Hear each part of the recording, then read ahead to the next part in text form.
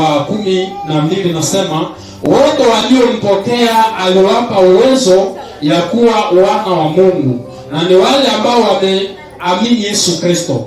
Na Waroma sura 10 mstari wa 9 na wa 10 nasema, uisome, kwa sababu kama ukikiri kwa kinywa chako ya kuwa Yesu ni Bwana na kuamini moyoni mwako ya kuwa Mungu alimfufua toka wafu, utaokolewa.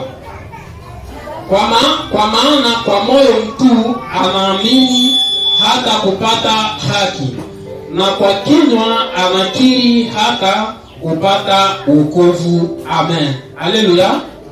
Wakati umeamini Yesu, umeamini ya kwamba Yesu alikufa na Mungu akamfufua toka wafu, pale unapata nini? Haki. Haleluya. Unapata haki.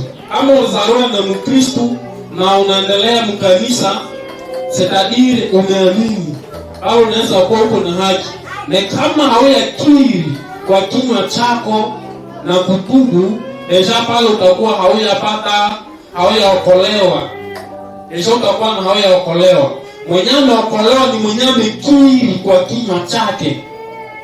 Unasema mbele ya Yesu Kristo, unazungumza naye, iko sawa kiapo. Unaambia Yesu Kristo, useme na mie kuanzia leo nakatala shetani. Ninakuhitaji Yesu Kristo, uingie ndani ya maisha yangu, uingie ndani ya moyo wangu, unitawale. Unaalika Yesu Kristo ndani ya moyo wako kwa kinywa, ndani ya maneno, na pale ndipo utaweza kuokolewa. Haleluya. Nawaza kila